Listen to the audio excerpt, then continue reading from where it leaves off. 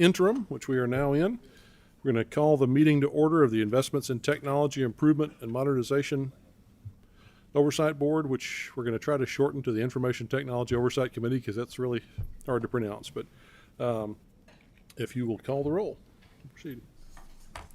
Senator Chambers Armstrong. Senator Wise.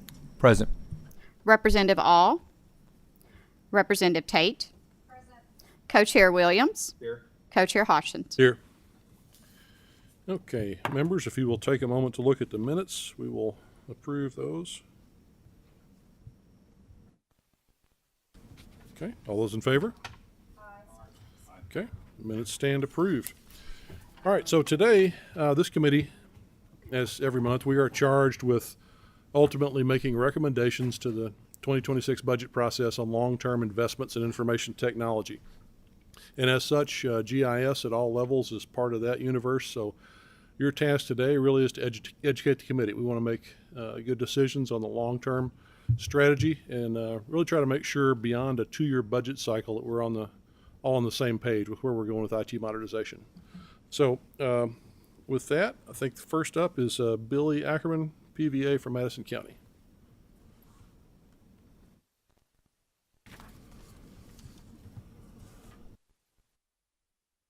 Thanks, sir. Just please introduce yourself for the record. You may proceed.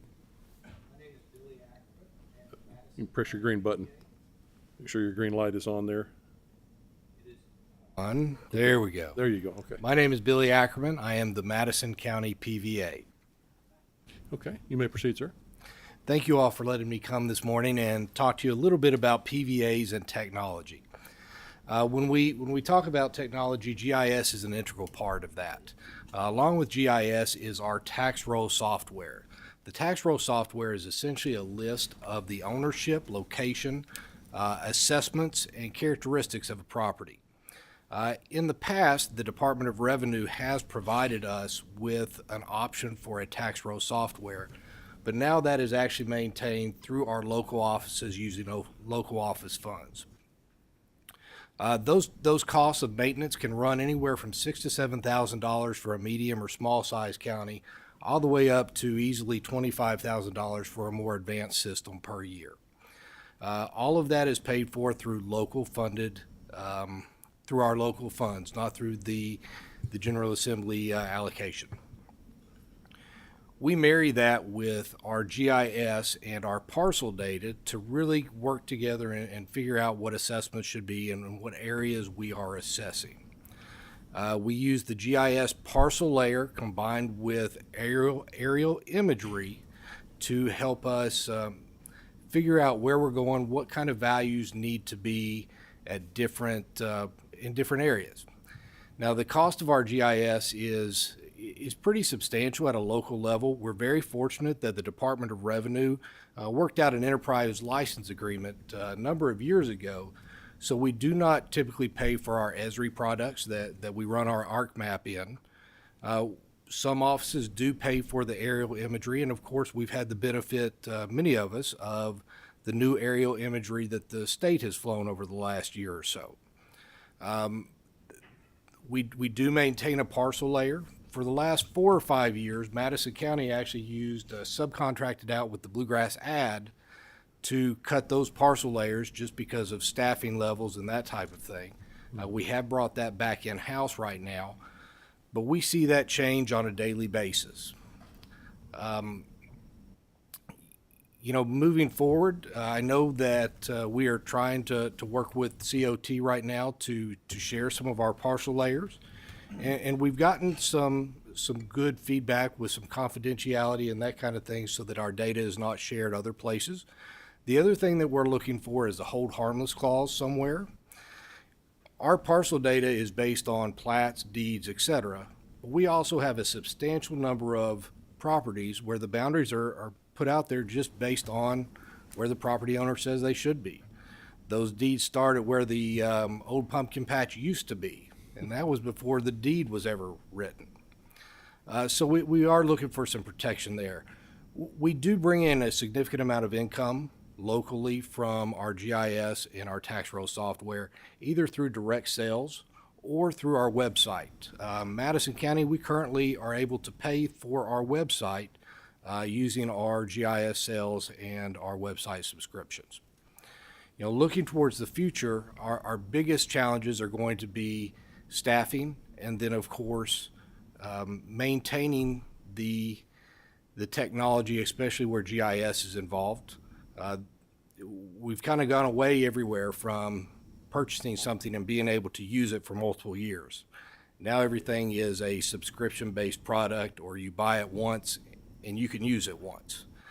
So, you know, aerial imagery is extremely important, especially in a county like Madison where we're having a lot of changes. So as soon as we get that aerial imagery, a month later, it's out of date. The same is true with all the technology we're using. We currently use a tax roll, but we are going to have to go to a computer automated assisted. We're going to go with a CAMA system, which is a computer aided mass assessment product. And that's going to be something that's going to cost probably $100,000 the initial year. And you're looking at 25 plus a year after that just to maintain that. Can you describe what that is? That sounds like AI. Sure. So it is not AI yet. Okay. I'm sure there's some touches in it, but it is basically a valuation based on statistical analysis of characteristics. Okay. So it looks at square footages, the type of house, how much land, additional buildings, those kinds of things. And it comes up with a valuation that is consistent and fair based on the characteristics. Gotcha. So that's really all I've got for you all today. Okay. Couple of questions. You said DOR used to provide you with enterprise-wide licenses. Is that not the case anymore? So the Department of Revenue does still provide us with the enterprise license agreements for Esri and for ArcMap, but they used to provide a tax software option so that we could keep our tax roll system in a product that the Department of Revenue provided and supported, and they no longer do that anymore. Okay. You indicated it costs you between $6,000 and $25,000 a year for counties to get data, but you also said you make income off of selling web access to GIS data. Do those roughly balance out? Or So those are two different things. No, they don't really balance out. It obviously costs us a little bit more to. They balance out for maintaining it. For getting new products, that's when we start seeing the costs. For example, we get new aerial imagery about every 2 years, and that's a substantial cost of about $80,000 a year, about $80,000 every flight. okay, you said you have a subscription service, and that's to maintain the data or to get new aerial imagery? For our website, I'm sorry. Well, you said it was an ongoing expense that you used to buy access to software and data, but now it's more of an annual subscription basis. Right. So, you know, when I first started, you could buy a product and you had that product, you could use it for multiple years. Now, all of a sudden, you don't buy a product. You buy the access to that product. QuickBooks is an easy example. I used to be able to buy QuickBooks and maintain that for 3-4 years. Now I have to buy that and then pay again next year and the year after that. And that's the same thing that we're seeing with our tax roll software, with our digital imagery and that kind of thing. Okay, so your subscription cost is just to maintain the software, but your aerial mapping is an additional expense every time you update that? Yes, sir. Okay, gotcha.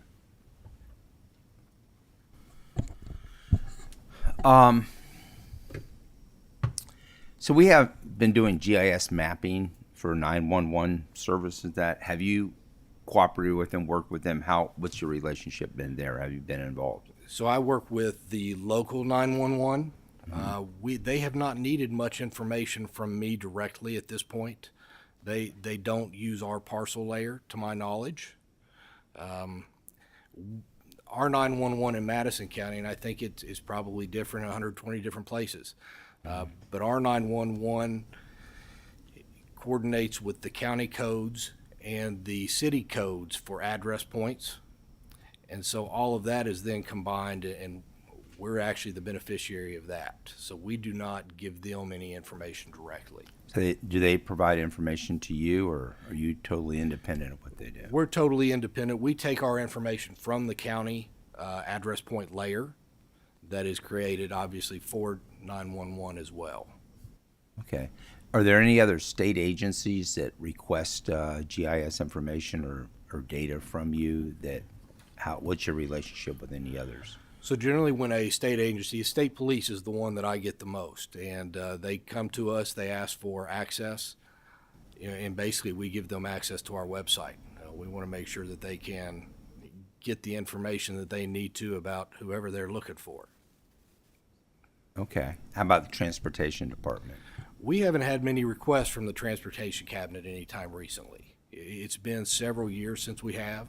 And in that case, I don't think that they were looking for parcel layers or maybe they were, but it's been a number of years since I've received a request from transportation. And they're probably looking for right-of-way data, I would Yes, sir. presume, on that. And they probably are, and in that case, if they're wanting to identify the property owners surrounding where a new road may go, that would obviously be beneficial.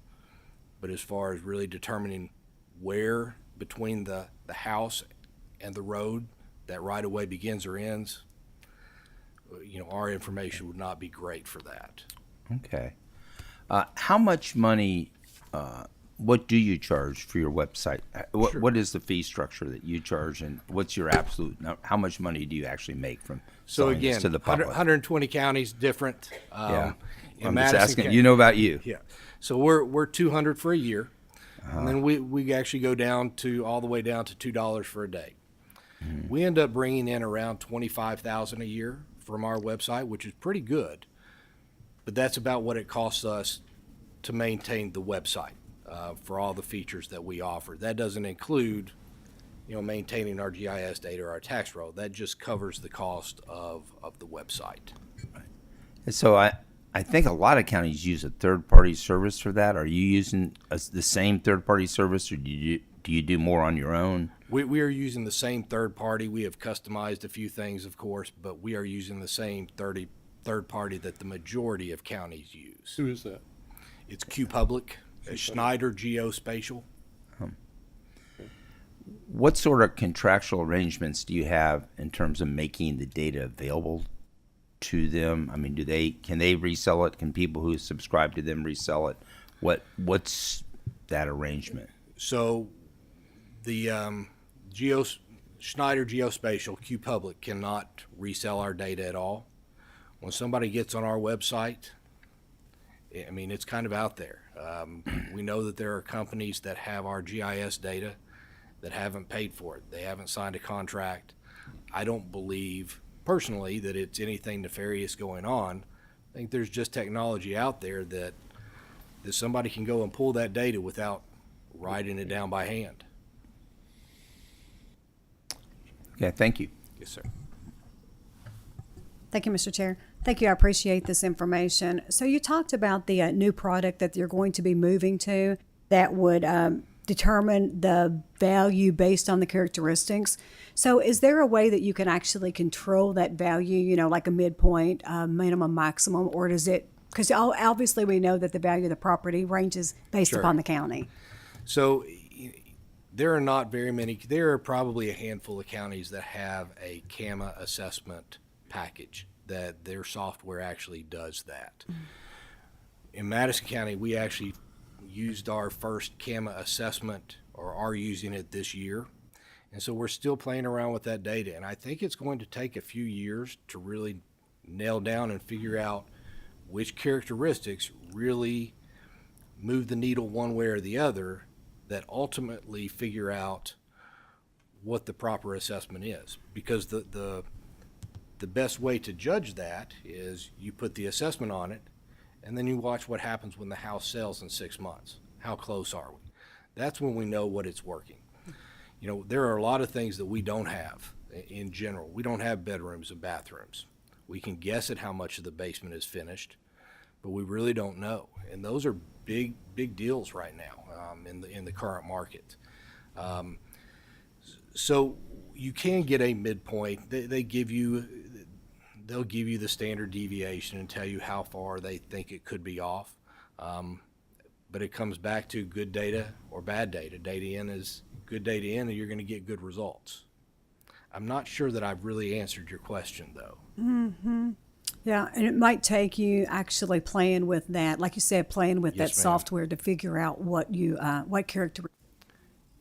Yes, ma'am. Okay, great. Thank you. Thank you, Mr. Chair. Mr. Williams?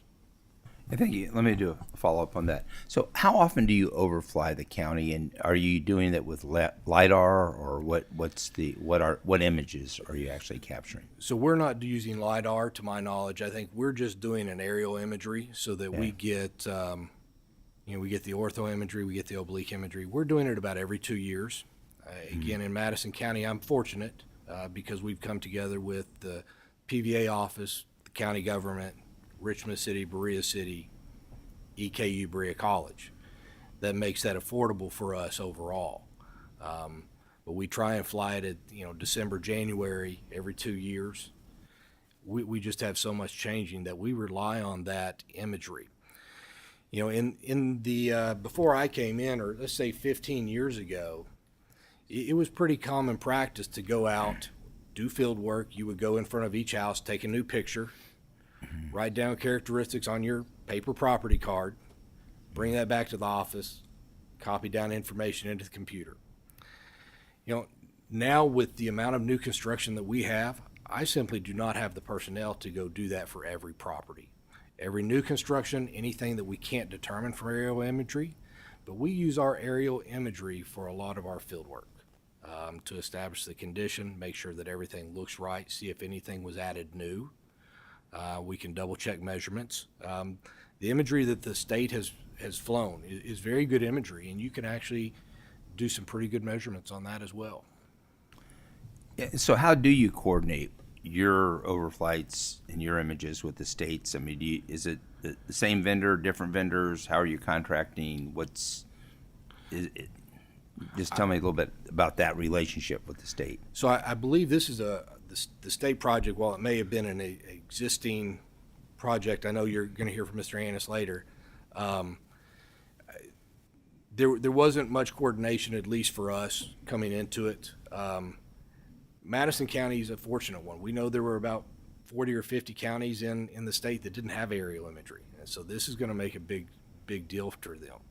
Long term, if the state were to commit to a flight every 4 years or every 6 years or whatever that might be, then I do think that there would be an opportunity to coordinate. If they're going to fly in this year and they can get that data to us pretty quickly, then we'll skip that year and we'll fly 2 years later. Okay. Do you have software that looks at these images and can spot, like, if there's been an addition between last time and this time? Is that something you're doing manually, or is that something your software is looking at? So right now we're doing it manually simply because I don't have the staffing to do it automatically. So there is a separate product that you can purchase as part of our flights that will go through and identify all of the changes within the county since the last flight or as far back as you want to go. The problem is somebody still has to look at that property and then go value it. I'm going to be looking at it anyways because I can't do everything in 1 year. I don't have the personnel just to sit through and go through that. So we do that as part of our reassessment window, as our quadrennial plan. Okay, thank you. So looking long term, if there's one thing that this state could invest in the IT world to benefit you, what would that be? I think the continued aerial imagery flights. I think even if we don't use every single flight or we have the access ourselves, if there's an opportunity to coordinate that and save us a flight every 2 years or every 4 years, that would be a big deal. And that data is available to you free right now? It is, yes, sir. Okay. Very good. All right, any other members have a question? All right, thank you very much, sir. Thank you all very much. All right. Next up, we have Kent Anness from the Geospatial Information Officer, which until recently I didn't know we had one of. Please introduce yourself for the record, sir, and you may begin. Kent Anness, Geospatial Information Officer. I'm with the Commonwealth Office of Technology.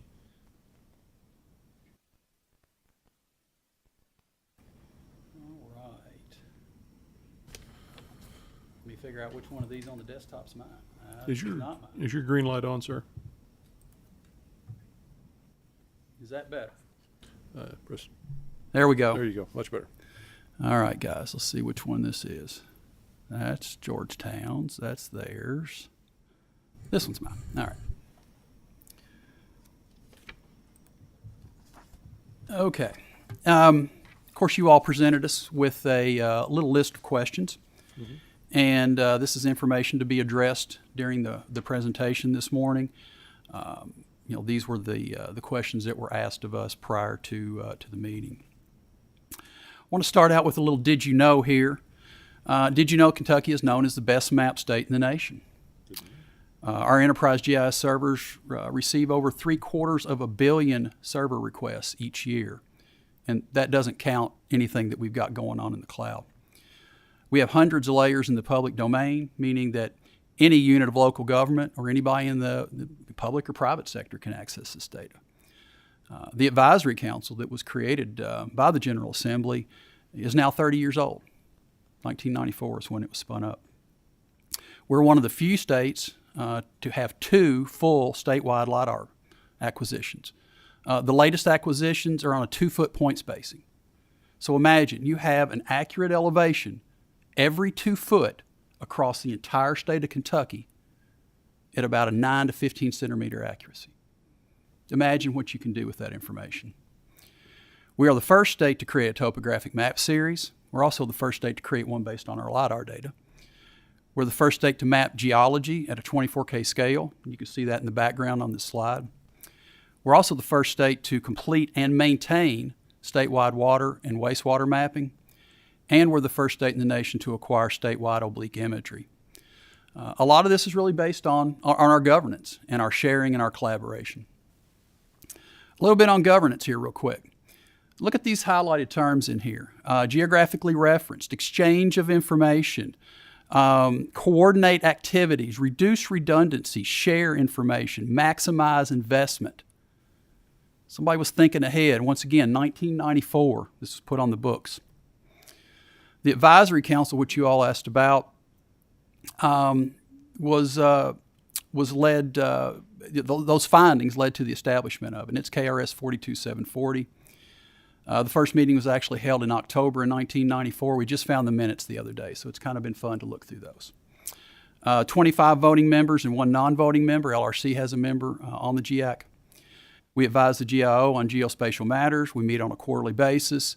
We have a lot of subcommittees that get spun up and work on things like the KY from above effort or standards like Kentucky Single Zone or trail mapping standards or, the different things like that that come across our desk. We adopt these standards and specifications. We recommend policies at a state and local jurisdictions, and that's as per statute. And once again, we ensure maximum use and minimize duplication. And I think that the big thing here is that we really encourage collaboration and data sharing. GIS is unique. We all have to have everybody else's data to put our data in context, to view it. If the PBAs just drew parcels up on the screen and didn't have everybody else's data, it just looked like a bunch of polygons. If the folks from transportation just drew up all the bridges, you'd just see a bunch of black dots all across the state. But once you draw up those roads and those streams, you realize, hey, these are bridges. So we've all got to have everybody else's data to put ours in context. And I've got a nice quote here from the chair of the GIAC and also the CIO who's been with us now for a while, and some good feedback on the community and how they work together. The Division of Geographic Information, those are our statutes. Of course, it establishes the central statewide GIS clearinghouse.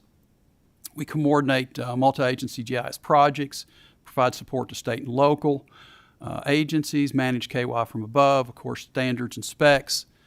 Our main goal within the executive branch is to provide services to state government agencies. We also support the council. We prepare legislation and funding.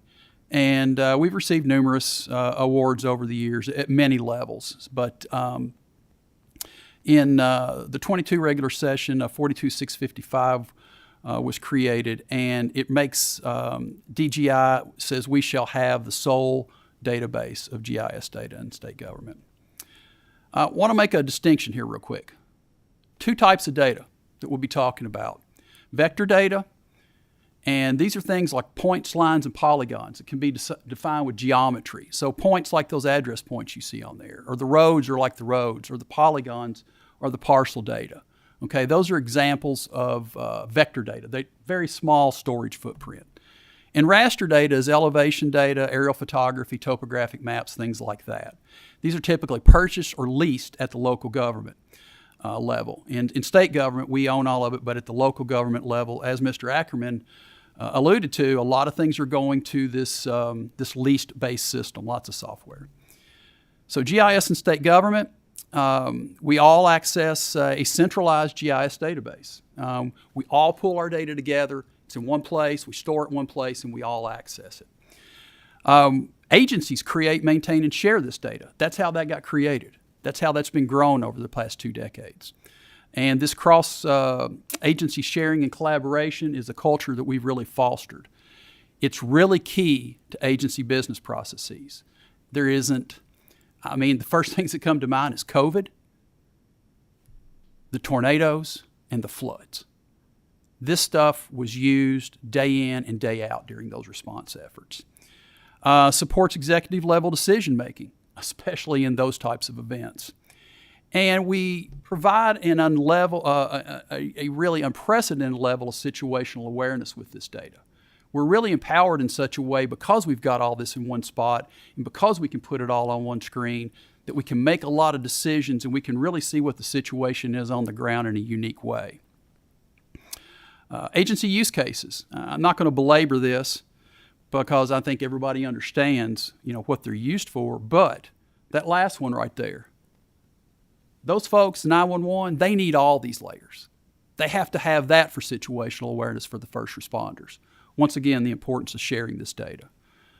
Enterprise GIS, of course, the clearinghouse is established in statute. It's a standards-based approach. We have metadata requirements. That is, we document everything before it goes into the database. It is all agency contributed. There are hundreds of layers, and it's business process-driven updates. So in other words, if the agency has to have this updated daily, weekly, quarterly, annually, that's what drives the update schedule, is their internal business process. We reduce duplication this way. We make it easy to discover, easy to access, and we know we're all using the right, most up-to-date, authoritative layer. We're all looking at the same sheet of music. Good example there in the background. That's the tornado. That was the executive incident viewer. And we had hundreds of layers in there within hours of the tornado occurring. This gave us, once again, a unique view of what was going on. We own our geospatial data. It is freely distributed. We have public-facing web services and file-based download for the data. All of our quarterly enterprise geodatabase archives, and about 98% of it is public data, it's all made available in the private sector.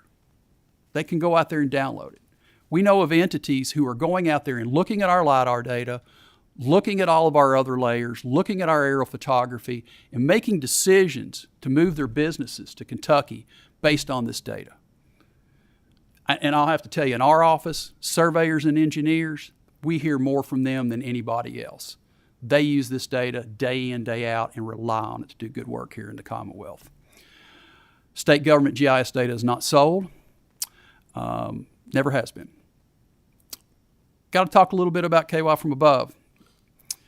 Not going to go into all of this, but we are focused on building a single base map that everybody uses. We have to have leaf-off aerial photography. We have to have LiDAR data. And we have to make sure it is all owned and distributed in the public domain so that everybody has access to it. Quick overview. We awarded our first contract in 2011. That is our area of interest. We have a 1,000-foot buffer around the state, specifically because transportation and others wanted to have a little overlook into the other states around us.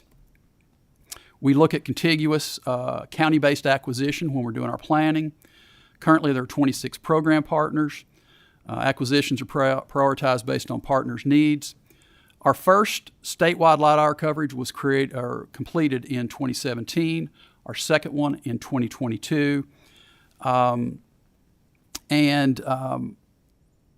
Okay, in phase 2, statewide 6-inch ortho imagery was completed in 2022. Our phase 2 LiDAR was in 2024. Phase 3, statewide ortho and oblique imagery covered was achieved in 2024. April 13th, 2024, the last few frames were collected. Just wrapped up, folks. Just wrapped up. The entire state's in the can. Just want to point out, we did all of this work. We became the first in the nation to do a lot of things, but we never received any legislative funding until the 22 regular session. No legislative funding for anything in KY from above until then. That was the first time we ever received any money. For every $1 spent on imagery, there's a 7.35 return on investment. This came out of a study that was done in Washington State last year. So on our phase 3 imagery, we used the appropriated funds from 2022. We have a 3-inch resolution ortho or top-down view and oblique views of every point, completed in 2 years, first state in the nation to reach this milestone. And this is a real important point right here. We are pushing all this data up to an Amazon AWS S3 bucket. It's public facing. And the agreement we have with Amazon is as long as this data remains in the public domain, they will cover all storage and distribution costs. Think about that for a second. That's over $250,000 a year, folks. Oblique imagery is now live for 54 counties in the viewer. And just so everybody's on the same playing field here, there was no reauthorization of funds and no carryover of unexpended funds for that project in this last session. Okay? So we got about 3/4 of the funds. We didn't get the last quarter. What's available right there, those 2 blue areas were coming online just in the last couple days. The green areas are online now. The pink areas you're seeing all there in the balance of the state was just acquired. Some of the integrations we're already doing. Next generation 911 portal, which you're going to see some of that later. GIS desktop software, cloud-based GIS applications, PVA GIS operations. I know Division of Revenue or Department of Revenue is reaching out to the PVAs as these counties come online, and they're enabling that within their software so they can take a look at it. It's our understanding it will be integrated into the tax roll software as well. And a nice little quote here from Mike Sunseri, who you'll be hearing from shortly. This data, this imagery specifically, is being tied to the 911 address points so that you can click on those points and then look at this oblique imagery right from the 911 portal. Here we go. Let's step out here for a moment. So this is the KY from Above Explorer. I'm zoomed in on Edmonton right now. And this was one of the counties that came online most recently. Just wanted to give you a little quick tour of how this works. It allows us to look at all 4 different cardinal direction views of a given point in the state of Kentucky. And so, once again, I'll go back to 911. I'll go back to situational awareness. This is going to be key. This is going to be very important as we move forward. And once again, and Mr. Ackerman did a wonderful job of saying, his county's got the tax base to do this kind of stuff. There's 40 or 50 counties out there that don't. These are the counties, and all the rest of the state government agencies, federal government agencies, and local government agencies will benefit from this project.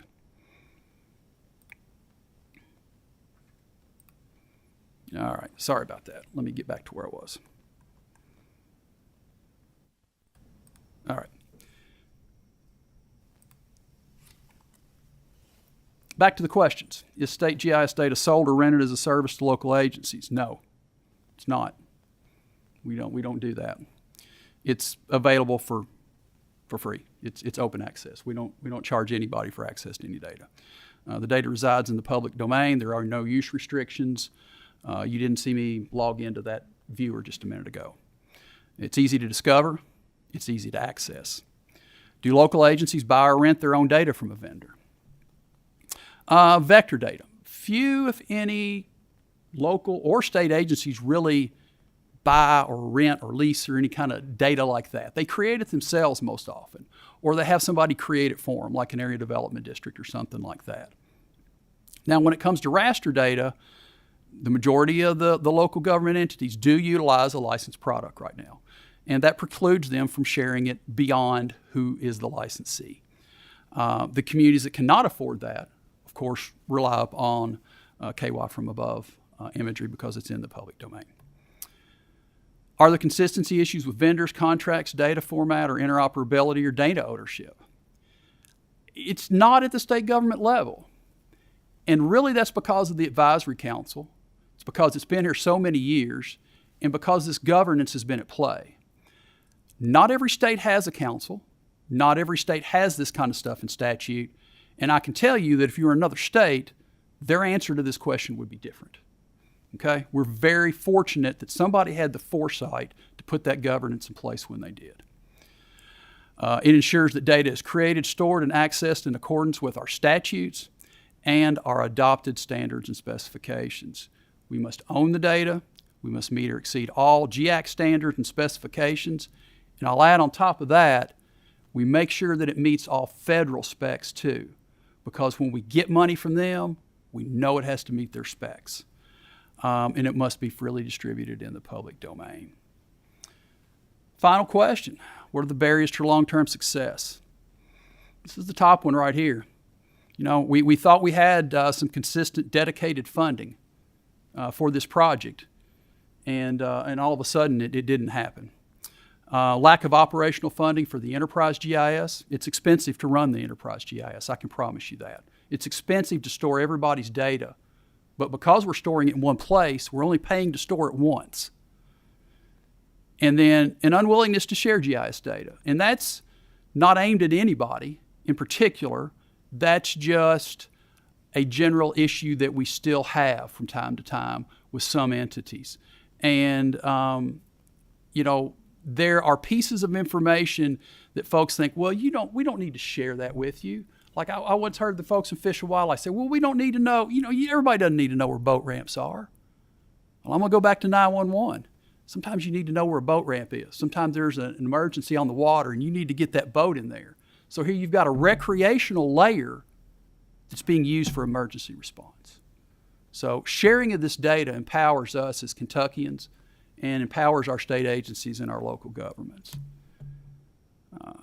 There's some links in here that I would invite you to look at if you get a chance, some really cool LiDAR stuff, some of the 911 address points, and some links out there to the KY from Above Explorer. Thank you. Thank you, sir. Excellent, informative presentation. I've got a number of questions, as I'm sure other people do. You mentioned that we have geology mapped at a 24K scale. What does that mean? 1 to 24,000, which is a standard topographic map scale. 1 to 24.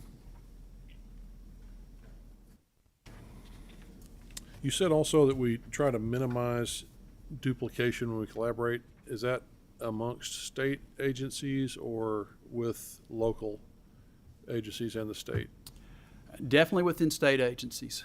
You know, it's we share very well within the executive branch and across those agency boundaries. Okay. We have counties, we have locals that share. Curt Bynum is here with representing the League of Cities. I think he'll speak to that today. For example, when they do flyovers, they buy their own imagery, they own their own imagery, and they contribute it to the state. By contributing that data to the state, we can then take the money we would have spent on Jefferson, Oldham, and Bullitt and spend it in Owsley or spend it in McLean County, who wouldn't have the tax base to do it. So we appreciate those who do share. So you mentioned that you've only gotten funding once in the 22 regular session. How have you paid for this for the last 30 years and the last couple of years as you've been doing the overflies? Passing the hat. Okay. I mean, literally, it's everything from $5,000 contribution from the U.S. Forest Service to $1.5 million contributions from United States Geological Survey and everything in between. We've just beat the streets and pulled in the funding any way we could over the years to get this in there. And Energy and Environment Cabinet and Transportation Cabinet have been two of the largest contributors from the executive branch perspective.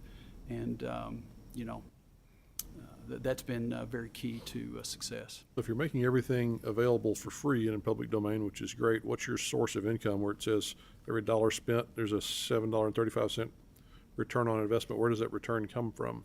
The fact that we're all not paying for it multiple times, the fact Okay. that we all have it in one place and can use it once, the fact that we can market our state better, that we can improve construction, and improve quality of life, really. So that came out of that study in Washington State.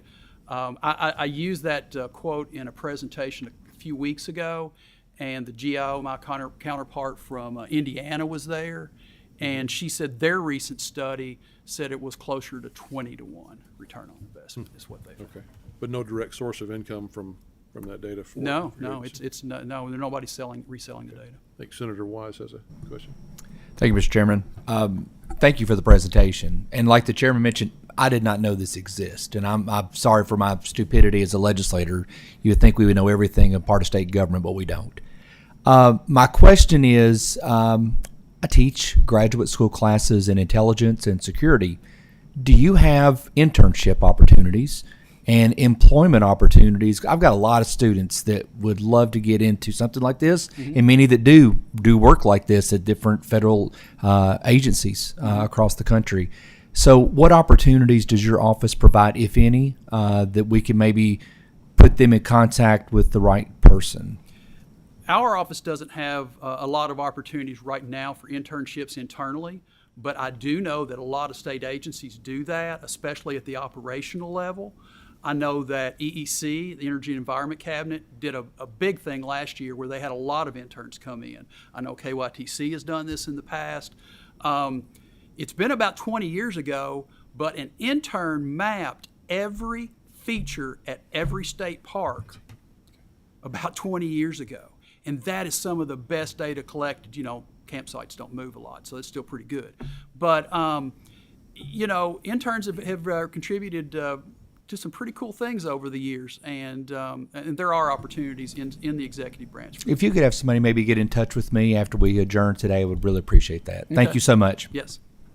All right, Representative Tate. Thank you, Mr. Chair. Okay, so you mentioned that AWS actually allows the storage of this information for free. Why would they do that? What benefit do they see from that storing this type of data? They're doing this with data from NASA. They're doing this data from the Weather Service. They're doing this with data from USGS. They're taking a lot of public data, NRCS, like the soils data, all of that kind of stuff. That is being put out there, and it's called the Amazon Open Data Sponsorship Program. And so there's a lot of people really in the research community that have pushed for this. And we weren't the first state to get in on this, but it is certainly a good deal. And you know, the point is that it has to remain open. That's the whole point of the open data process. Is it needs to be open. It needs to be easy to discover, and it needs to be easy to use. And we're trying to make sure that we can check all of those points. Thank you. Mr. Chair, may I have a follow-up, please? Yes. Okay, so is there any way to track who's using this information? Because from my perspective, there's always some type of security risk from this type of information being available. We gave up on tracking individuals tracking this kind of stuff decades ago. Gotcha. Yeah, I mean, it's like when 911 happened, we were working with water and wastewater infrastructure, and somebody said, oh, you got to take all the water tanks offline. And it's like, man, you know, it's hard to drive down the street and not see one of those. So, yeah, you know, those are discussions we've had from time to time. But being able to track individuals, no, the logs are there. You know, we know the logs, and I guess somebody doing the right type of research could backtrack and figure that out. But yeah, at the individual level, no, we're not tracking that. All right, thank you. Thank you, Mr. Chair. Senator Williams.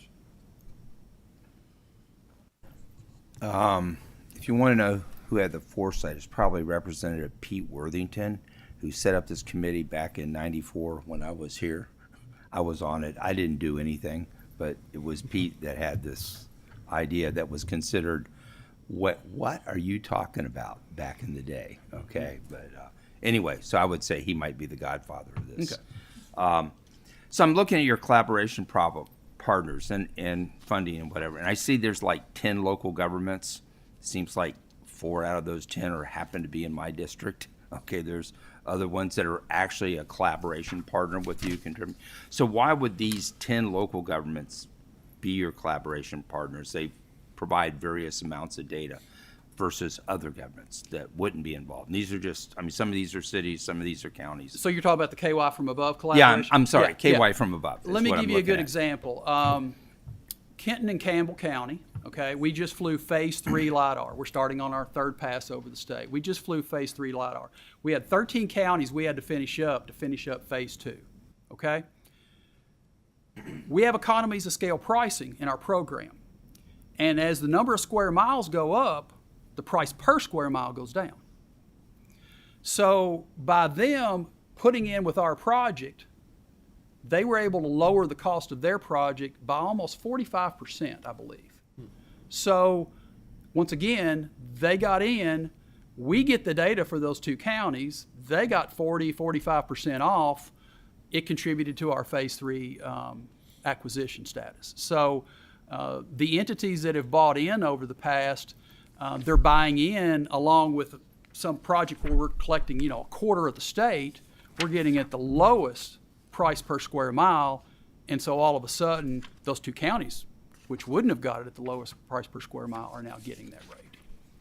So do we have counties that are buying it on their own, not through you? That these guys are connected? Very rarely with LIDAR. Okay. Very rarely. With aerial photography, absolutely. The last count I saw was 76 counties have a licensed product. But you get the same economy of scale with the aerial photography as you do with the LIDAR? Yes, it's the same economies of scale pricing. Yes, sir. Okay. So in your Amazon cloud up here, we have only public information is up there. But like the PVAs and probably a number of other agencies have some information that maybe isn't public. Is that why they have to have their own repository and they can't put it up into your AWS? Is there a link from AWS to their private data repositories? What's the situation there? No, the Open Data Sponsorship Program is specifically for KY from above, aerial photography, and LIDAR. That's it. No other layers, just aerial photography and LIDAR. It doesn't cover roads. And once again, the storage footprint of the vector data, it's in my world, it's almost negligible. Okay, it's pennies. So you have your own cloud, we'll just call it, that stores this data, that is the non-KY from above. And what is the overlap between your cloud and these locals that are maintaining their own cloud too? Is there an overlap? Is it disjunct? Could it be in the same one? I honestly don't have an insight into a lot of what the locals are doing.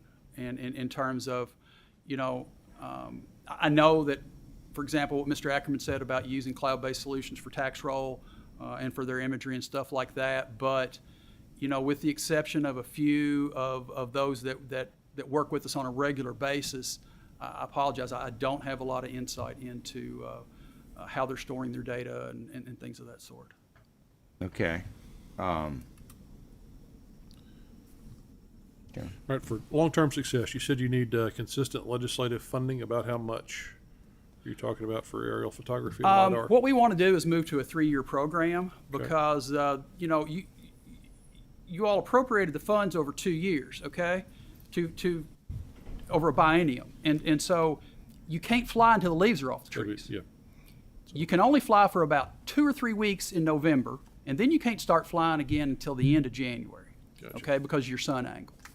And so if we could do every 3 years, we would align with the urban areas like Northern Kentucky, like Boone, Kenton, and Campbell, like Jefferson, Oldham, and Bullitt, like Warren, and like McCracken or Davies. They're all on a 3-year cycle. Those 3-year cycles have served them well for decades. We want to align with those 3-year cycles, and we're looking at about 5.7 per year in the biennium to continually do that and make it available for everyone. Okay. And then you said lack of operational funding for the enterprise GIS. I guess that's funded out of the COT general bucket right now, or? Okay. Correct. And yeah, about how much is that? I think we're looking at about $2 million a year. And a significant portion of that is, of course, computing expenses. Okay. And lastly, you mentioned unwillingness to share GIS data. Is that amongst state agencies or with local? No, that's just in the overall GIS community, not within Okay. state government agencies. I think we've broken down those barriers pretty well. And that's nothing unique to Kentucky. That's nothing unique at all. That's just, it's just something we just have to continue plugging away on. Okay. Any other members have questions? Senator Williams? I had one more. I just couldn't read my writing when I wrote it down. I'm not sure I quite can still read it, but it was really about the raster data, where you talked about the vector data is pretty well shared. The raster data, the locals or different units are buying it themselves, and there's a little more difficulty sharing that. Is that a contractual issue? Is that a technology issue? Why, I mean, and maybe I misunderstood, why is that raster data out there and more difficult for you to acquire? Or Well, that's did the I aerial misunderstand? photography, yeah, and it's because they have a licensed product. Their license preclude, they can't share it because they've signed So it's a license. contractual issue. Yes, and so, you know, that's the world they live in. And it's a little bit of a different product, okay? It's not the exact same product that we are getting. The product we are getting, especially the orthos, meet a very tight accuracy spec. And we have to have that for people like transportation and energy and environment. We have to be able to meet that spec. Not everybody, you know, if you're assessing a home, you're not building a bridge, you know. It's a visual thing, more of a measurement thing. So it's a little bit of different product too. The recent acquisition required that an army of surveyors was fanned out across the entire state and was in every single county setting control to make sure the accuracy was right on target and met our specs. That's not always the case with other aerial photography programs. I mean, one follow-up with the surveyors. So you work with surveyors, I mean, the survey community that are doing these property descriptions that the PVA is using. They're sort of like the go-between. They work with you, they work with the PVAs, but it sounds like you and the PVAs may be a little bit separate. Well, the PVAs are, they're under the Department of Revenue. Right. I mean, you know, and in the past, this time last year, within state government, we had access to 12 counties worth of parcel data. This year, as of last week, we have access to 76. This is progress. This is good progress.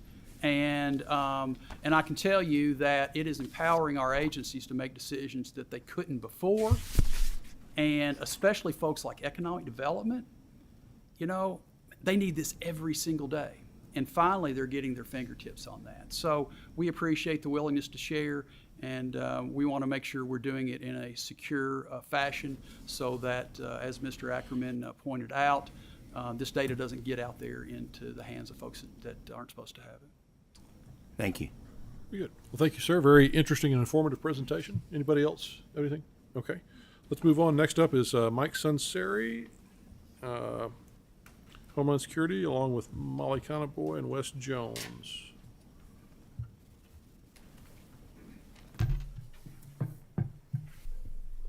I'm on. Now, please introduce yourself for the records, and you may proceed. Good morning, everyone. Mike Sunseri, Deputy Executive Director, Kentucky Office of Homeland Security, and Administrator of the 911 Services Board. Hi, I'm Molly Conaboy. I am the Director of Project Management at Rapid Deploy. Good morning. Wes Jones. I'm a Senior Customer Success Manager at Rapid Deploy. Cover the Southeast region and particularly the Commonwealth of Kentucky project. Okay. Thank you for the opportunity to present for you again. It's great to see you. I had the opportunity to talk to you in January about Next Generation 911, and you heard some of our previous speakers mention that. And I'm really thankful for the opportunity to be able to follow Kent, because like some of you, my knowledge of GIS not all that long ago was you had a paper map, you put it into electronic format, and now you have GIS. And that was about the extent of my knowledge of GIS. And as you learned from Kent, that is a one speck of sand on a beach of the power of GIS. It's three-dimensional, it's dynamic, its information is power, that old idiom, right? So you have all these different layers out there, and we're going to talk about what you do with them to put them into practical use in a public safety environment. So our partnerships involve COT's Division of Geographic Services, which is Kent's crew.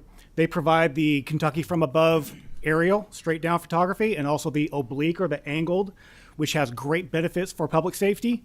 And they provide myriad layers of additional data and mapping that help power public safety response. And he also mentioned previously the GIAC, the Geographic Information Advisory Council. That's that top-level management leadership group that helps give buy-in to GIS initiatives across the Commonwealth. Hugely important. Kentucky Transportation Cabinet, which we will hear from soon. They provide those road center lines that provide the backbone of our 911 mapping, and also our contracted vendors. We have Geocom, who is our GIS data integrator, and then Rapid Deploy, who's with us today, who takes all these mapping layers and presents them in an easy-to-use medium that is in the hands of every telecommunicator in the Commonwealth of Kentucky. So as you heard Kent mention, Kentucky leads the nation in mapping. Our telecommunicators now lead the nation in having access to more information than any other state in the country, which gives them a better situational awareness of public safety emergencies happening in their environments. So just a quick overview of our GIS strategy. Every 911 call center or PSAP is responsible for creating and maintaining their own GIS data at a local level. It's not purchased. They may use in-house people on their staff. They may use city or county GIS personnel, or they may rely on the area development district to provide that resource for them. Or they may contract that out to a third party. And all that locally acquired data is run through a QA/QC engine, which is our contracted partner, Geocom. They take that data, match it up against these next generation 911 standards. Does it meet the standards necessary to power next gen 911? And once that GIS data is validated, it is then integrated into a statewide map, which is not then just presented back to the county or city that created it, but is made available to everyone statewide. So that's that breaking down the silos, sharing information that Kent talked at such length about. We're the beneficiaries of that.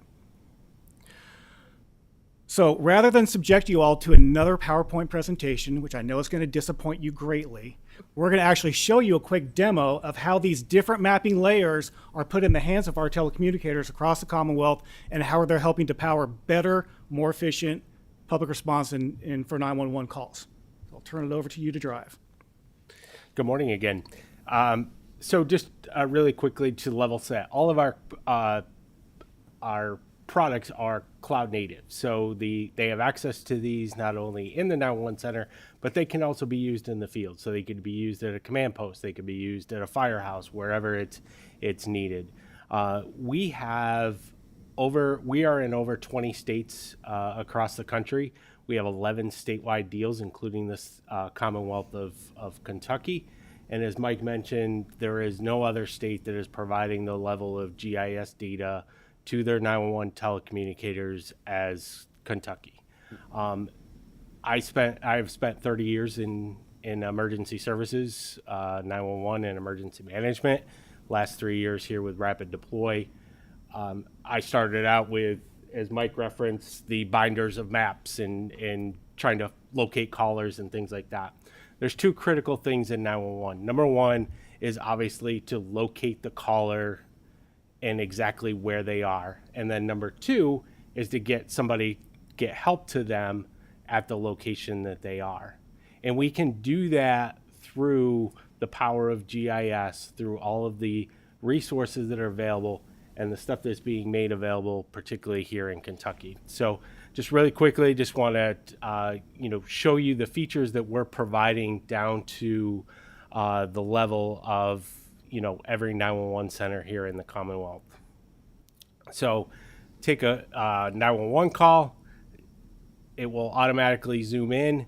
So we do not create any maps. We create features, we create a product, we create something to view all of this GIS data. We are not creating any maps. So other customers of ours who do not have their own authoritative GIS data, we end up relying on commercial data such as Google, OpenStreetMaps, things like that. So we allow them to be able to view the data. But here in Kentucky, they have all of the stuff that I'm going to show you, and they've created this so that it can be used throughout the state. So when you take a call, looks a little busy initially, but here's a 911 call.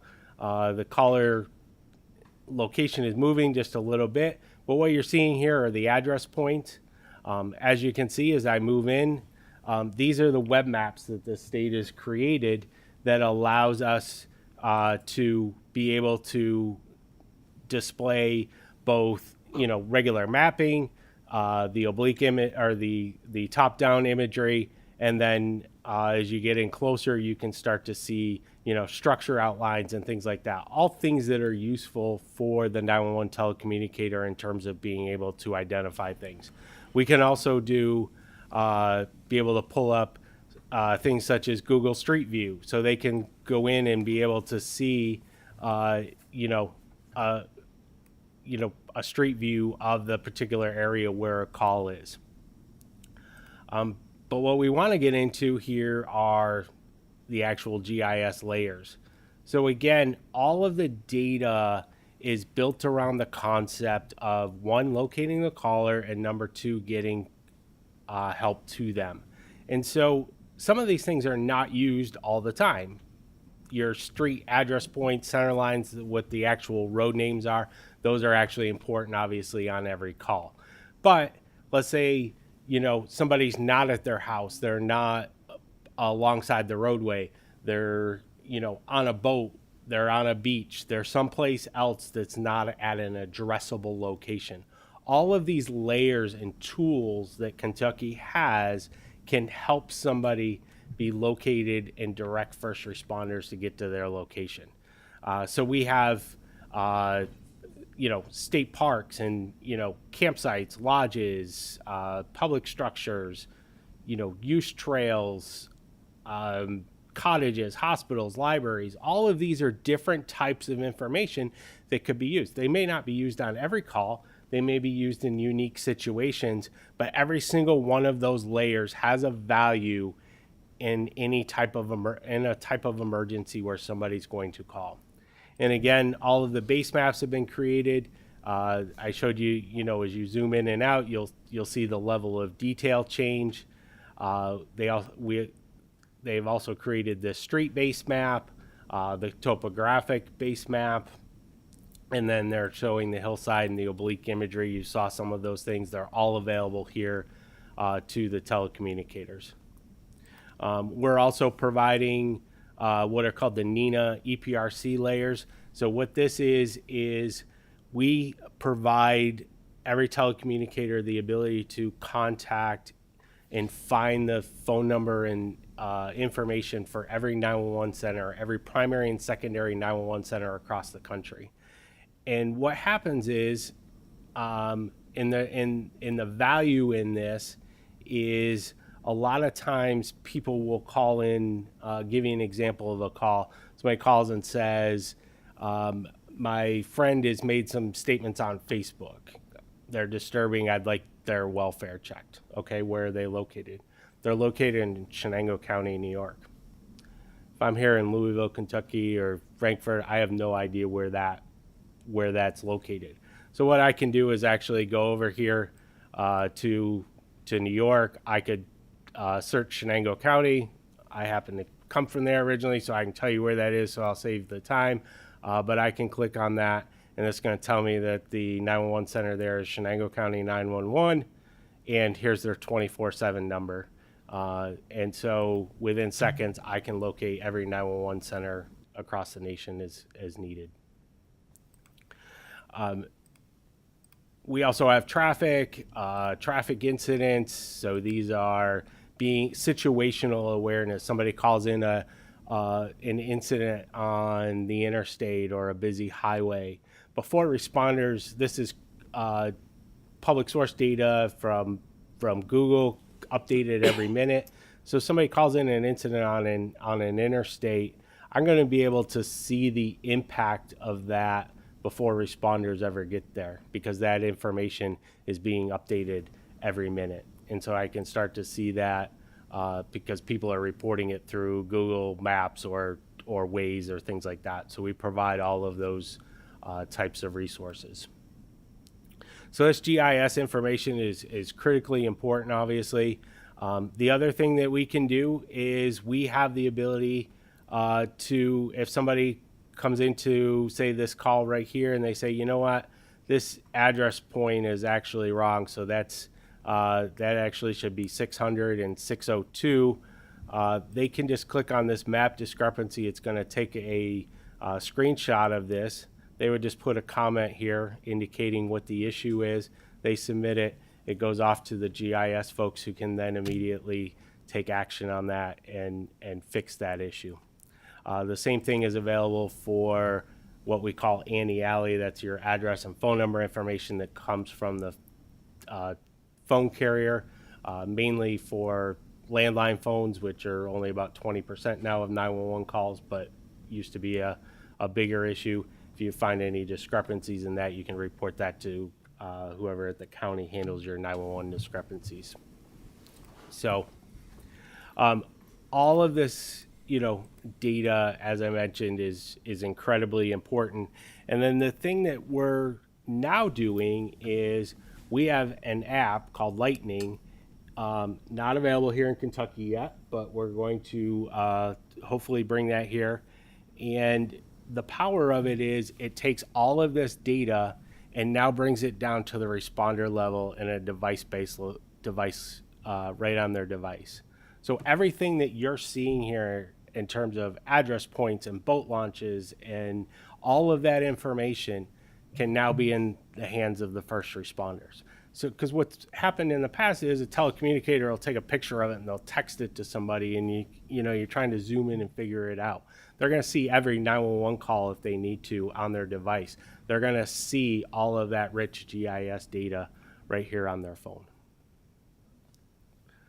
And then ultimately at the end of the day, what happens is all of this information is saving seconds, it's saving minutes, and ultimately because of all of that, it's saving lives.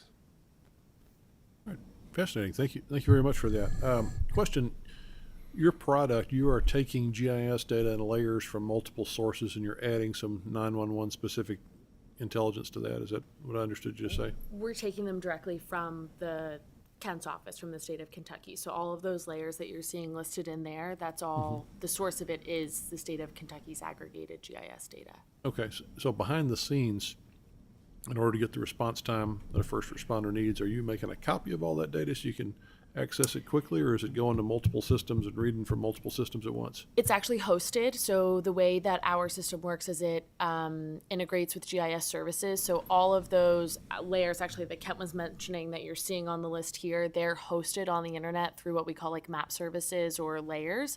And then it is embedded into our map, actually integrated into our map. So truly real time, if another layer is added or an address point is added, even as simple as that, it updates on our map real time. So we're receiving that like information from the internet. Okay.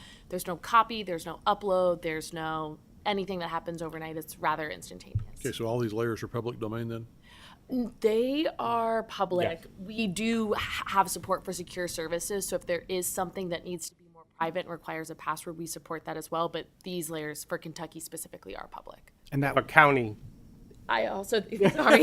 we all have stuff to throw in. I know. I think it's important to say this website is not public, though. So these services are public to us to integrate on this website. This website is not. It requires a username and a password to log into, which is only granted to 911 telecommunicators right through the state project that Mike has been working on. Okay, this product, you're providing this on contract to? Yeah. correct. Yes, with our partner AT&T, yep. Is a statewide solution. And this web-based is critical because the most common way a 911 call center is attacked cyber is through their CAD, their computer-aided dispatch. Mm-hmm. And we've had an incident in the Commonwealth in recent past where a open port was left and cyber intrusion was made, locked down their CAD server, took them completely offline, but they still had internet, so they could still see calls coming in through this product, get caller location, and dispatch response to them. outside of CAD. Otherwise, they would have been down to pencil and paper like they would have been 50 years ago. We've supported a similar situation where phone lines actually went down in a circumstance like that. And because of our integration with Apple and Google and our signals, you could actually still work with 911 callers and text back and forth with them. There's a texting capability in here as well.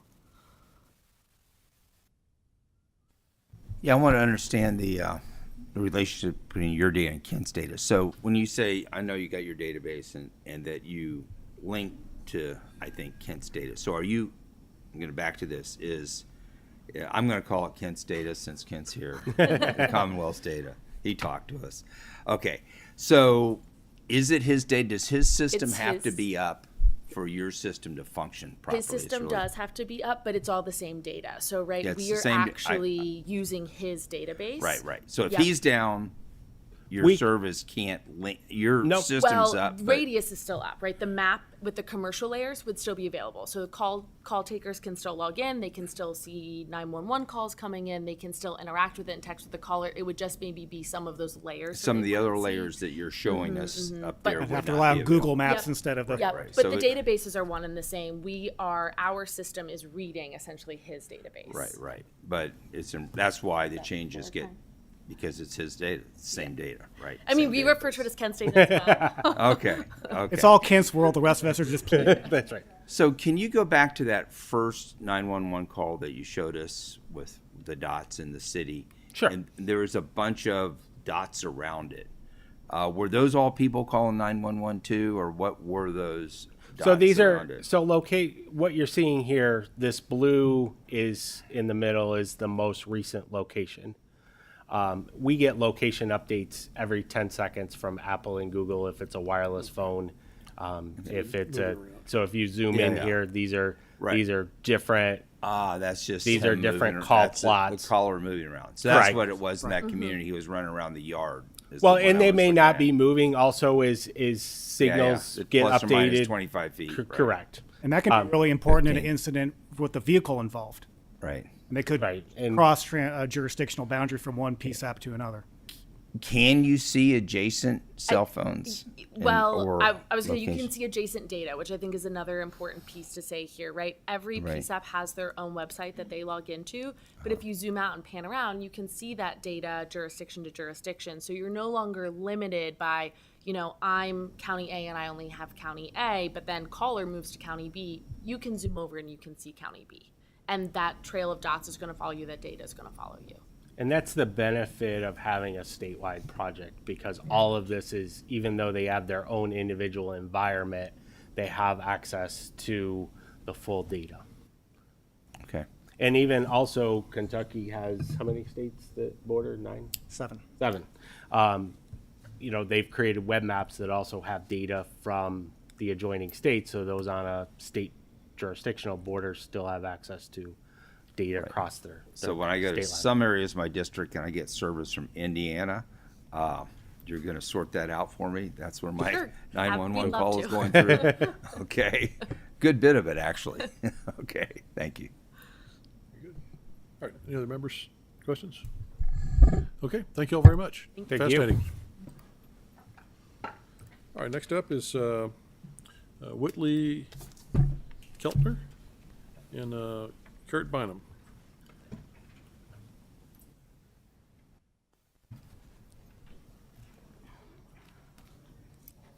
If y'all would please introduce yourselves and your organization for the record, and you may begin. Okay, I'm Whitley Keltner with the Georgetown Scott County Planning Commission, GIS. I'm Curt Bynum. I'm the director of the Logic GIS in Louisville.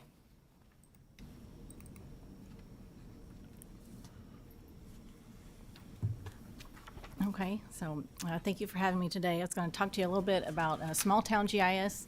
I'm the GIS manager there. We have 2 employees in our office, the GIS analyst and myself.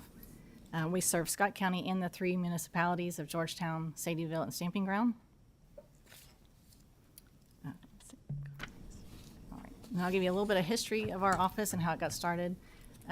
Before Toyota came, they were doing some planning in the 1980s, and so Georgetown received some black and white imagery, and they used that imagery to plan Toyota and the adjacent areas around it.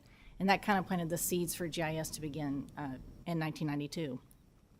So in 1992, the first GIS position was created under the direction of the city engineer. And they were able to create map books using CAD software. They weren't using GIS software. And they used those map books for emergency services and field crews with public works so that they could have maps in hand when they responded to calls or were doing work out in the field. So that kind of helped GIS gain traction with the county side as well. So by 1998, the county wanted to create an interlocal agreement.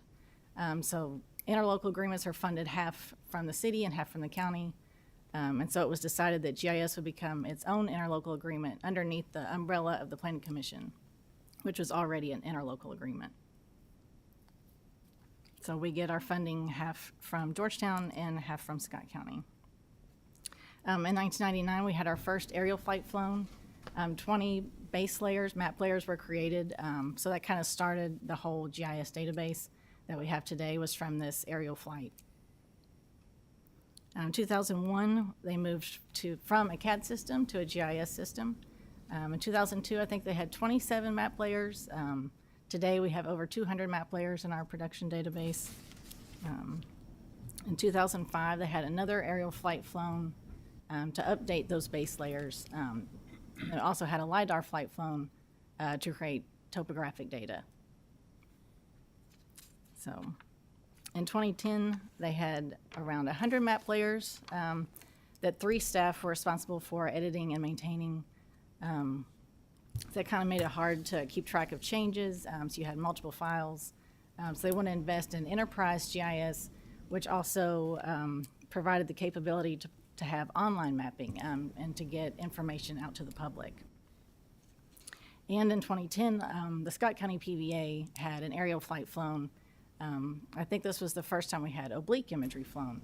And so they were able to recoup a lot of cost from previous assessments where they would miss additions or changes to properties due to them being inaccessible and not being able to get right up to the door because the gate was locked.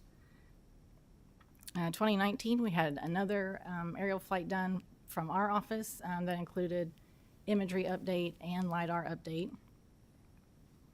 2023, our PVA, so let me back up. So our last flight was 2010 and then to 2019. So we had a 9-year gap without imagery. So that's pretty huge for like the fastest growing county in Kentucky. So we're missing a lot of data. So then 2023, our PVA had their own flight done. They wanted to do, I guess, the best that you could get. So they went and got 1-inch imagery resolution, which is great. But they don't have a place to store it. So we're storing it on our servers. And we don't have a lot of space either. So with the, I know we've talked about before, Kent having the Amazon services and having that publicly available, I mean, that's great. So that takes, the cost and the headache off of us from having to host our own data. So the future, we just want to continue to utilize GIS as communication tool across departments and agencies and to get data out to the public. And our next step would be to have an open data portal. So our mission is to create, update, maintain GIS data. I put that in bold in the middle there. I think that's the most important part of GIS, is to promote it as a tool in daily workflow operations to increase efficiency, decision-making, planning, and project management. So our way of enhancing communication is our online map gallery. So that's just a screenshot of the different mapping applications that we have online for the public. Our most used applications are our zoning map. We have, instead of hundreds of people calling a day to find out what zone a property is, they can go and look on the map. And then we also have a plat finder application. So you can go find your property, click on your property, and then you can go download a recorded plat of your property. So that's a pretty valuable tool. A lot of people like that. And who benefits? Our PVA office benefit greatly with the aerial imagery, and then they have, they're tied directly into our database, but we update the parcels for them. So because we're in the Planning Commission, we get the recorded plats, we update these parcels, and then the PVA sees them immediately. So we're doing that for them. Emergency services, we assign addresses, we maintain the addresses and the street database, and then we upload that data to Geocom to be implemented in the rapid deploy. We create service area boundaries for fire departments, for their ISO ratings. Our county clerks were heavily involved in the redistricting process for voting precincts. City clerk, we review boundary submissions, annexation submissions, to ensure accuracy so that they're not deemed unmappable once they get to the Secretary of State's office. Chamber of Commerce, we maintain a lot status map for the business park and create mapping products for potential clients looking to locate to the business park. School districts help with school board redistricting, public works. We maintain the storm sewer mapping, planning and zoning. Since we're within planning and zoning, we are heavily involved in land use planning. We're currently wrapping up our 2024 comprehensive plan, and our method of getting this information out to the public is to use ArcGIS Story Maps, which is an online product that you can integrate interactive mapping applications with it, text, all sorts of media in it. So that's kind of new for us, but it seems to be going well. Parks and Rec, mapping trails, the park facilities, municipalities. With the utilities, we share data amongst them to increase transparency and then eliminate duplication of data. And so kind of everybody benefits from having GIS.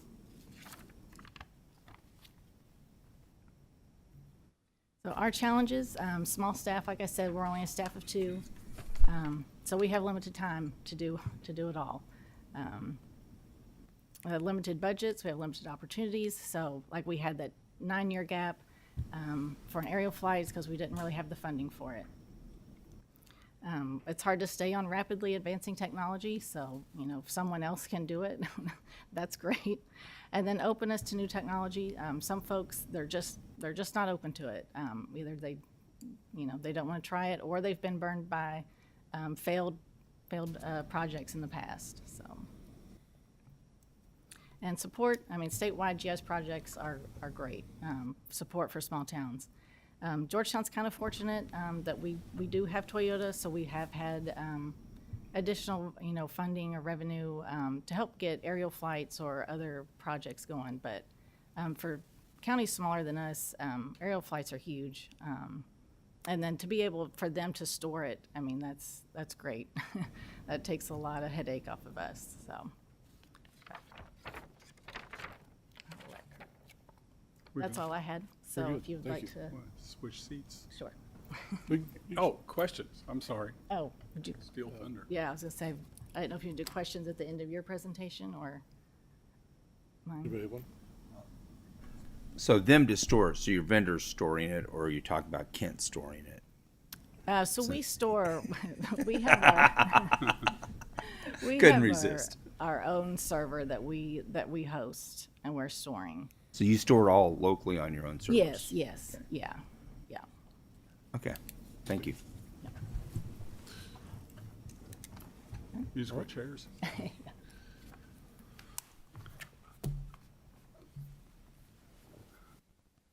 Okay.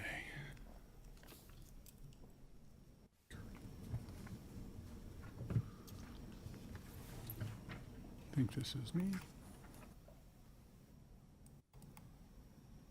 Here we go. Thanks for having me here. As I introduce myself, I'm Curt Bynum. I am the director of the Logic GIS in Louisville, Kentucky. GIS is not an academic exercise in Louisville. It's a workhorse. I entitled this a very spatial partnership. That is exactly what it is and how we have sustained our success over the years. Our GIS partnership in Louisville was formed with a mission to build, maintain, and proactively support a comprehensive enterprise geographic information system that promotes information sharing and the effective use of geospatial technology for the benefit of our partners, our customers, and our community. Our current partners consist of Louisville Metro Government, before merger, Jefferson County and the City of Louisville, now Metro, the Metropolitan Sewer District, Jefferson County PVA, and the Louisville Water Company.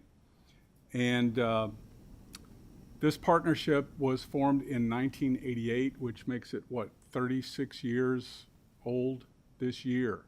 So stop and think about that for a minute. Agencies of local government, a public utility, a private utility, and our PVA bound together in a mutually beneficial partnership for almost 4 decades. I commend our partners for that. We also have a number of what we call participant licensees. They're not partners in the system, but they tap into our enterprise GIS for various reasons. They have access to the data, to the software, and so forth. A number of fire protection districts, Oldham County, Bullitt County, suburban cities such as Jeffersontown, U.S. Corps of Engineers, the Louisville branch, Jefferson County Public Schools, Transportation Cabinet, our Transit Authority, and the University of Louisville, and others. How did GIS, the notion of GIS, get started in Jefferson County? Well, it didn't just spring from my head, I assure you. It was born out of a disaster that started the conversations and the desperate need for accurate, up-to-date mapping to support utility expansion and stormwater management.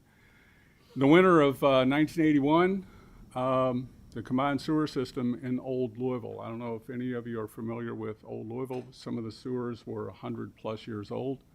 They are combined sewers, which means they carry stormwater runoff as well as sanitary.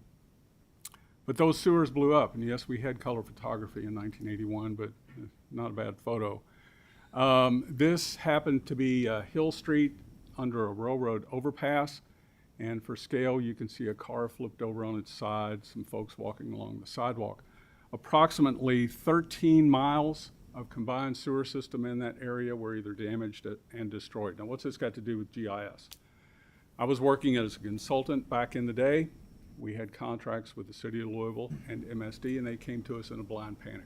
You got to tell us what happened. What's connected to what? Who's impacted? Do we evacuate folks? Whatever.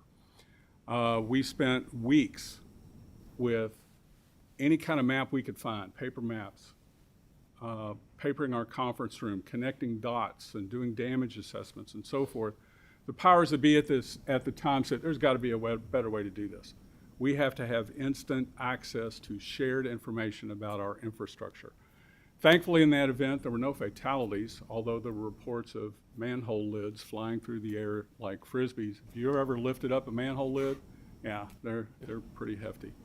So MSD and City of Louisville officials began talking about how do we build a shared mapping system to meet our needs. Also at about the same time, MSD was facing massive sewer expansion, largely outside the Gene Snyder Freeway. And they needed very accurate, large-scale plan topo mapping to support those efforts. Again, about the same time, MSD took over consolidated stormwater management for all of Jefferson County. Previously, it was divided between city, county, suburban cities. So our community decided to vest all stormwater management within MSD. They needed maps. How do things drain across our county? Where are the sinkholes? What are the creeks? What are the floodplains? So that disaster and a couple very serious needs for mapping really kick-started our GIS. And I like to say that if necessity is the mother of invention, disaster is often the mother of innovation and funding. And that's what happened in this case. So we set about building a mapping system to support those early needs, starting with base map aerial photography, imagery, plan topo mapping, then parcel mapping, then addresses, center lines. I mean, the layers in the GIS cake grew very rapidly to about 30 or 40 data layers. The 1997 Ohio River flood really caused lights to flicker on, especially in our emergency response community. My team, we worked 24/7 for the better part of a month, fielding requests for mapping from the Red Cross, from members of Congress, state offices, and so forth. So it really proved its worth in identifying who was stranded, what was the damage, how do we recover, and so forth. So again, GIS meets a need. Our current partners, Metro uses GIS for everything from public works, permitting, transportation planning, tracking snow routes. We have a public-facing map that shows the chronology of brining, plowing, and salting. Public safety emergency response, planning, parks, our citizen call center, Metro Call 311, ties right into our GIS. As folks are taking calls from citizens, they're looking at a GIS screen trying to assess what the issue is. Public health, we do a lot of field data collection, garbage receptacles on the street corners to street lights and everything in between. It also serves as Metro's public portal for getting information to our citizens as well. Our PVA, kudos to our PVA. They maintain all of our land records in this shared GIS. And I want to emphasize the word shared. As PVA, as Jefferson County PVA adds new parcels, subdivisions, performs ownership changes, and so forth, all of our partners have access to it near immediately, okay? They do all their land records management, planning, and implementing equalized assessments. And our PVA was our very first public access application, where citizens, rather than thumbing through these Moses-looking maps, pen and ink, what have you, they could go online and examine their properties. Metropolitan Sewer District uses our GIS for stormwater and wastewater infrastructure management, mapping, and asset management. They use it for flood modeling, for flood mapping, field data collection, all their asset management, vehicle tracking, capital project planning and management, inspections, permits, customer calls. Again, the MSD customer service folks are looking at a map. And let me go back here. And once every 3, 4, 5 years, we acquire, leveraging the state imagery contract. Well, it's not good. There we go. Thermal imagery, which is captured in the dead of winter at night, and it indicates subtle changes in temperature at the ground or in the water. And MSD uses that thermal imagery to identify potential areas of illicit discharge into the streams of Jefferson County. Our water company, they use GIS for all their work orders, their asset management and mapping, tracking customer response and billing, hydraulic modeling, capital project planning, construction project plans and management. They've built a number of dashboards that are exposed internally and externally to show status of various water company activities. Again, field data collection, water quality monitoring, lead pipe replacement. That's an application, analysis and application that's GIS driven as well. Boil water notices to the public are exposed through GIS, and on and on and on and on. Don't expect you to see everything on this. This is an indication of the size of the logic user community. To date, we have 461 users that have direct access into our system, as well as Whitley mentioned ArcGIS Online, which is a cloud-based GIS. We have a growing number of those folks. You can see from the bar graph that Metro government is far and away our largest GIS user in our community. We also have a rich web presence. logic.org, that includes a map hub of over 30 interactive, public-facing interactive maps, as well as an open geospatial data portal where folks can go online and download about 200 layers now we have exposed through our open data portal. In closing, as far as our challenges, I'll echo what Whitley said, keeping up with the technology. It's like there's an upgrade every month. We want to keep our system up and running and healthy. Keeping current with the IT technology. In our case, keeping up with demand.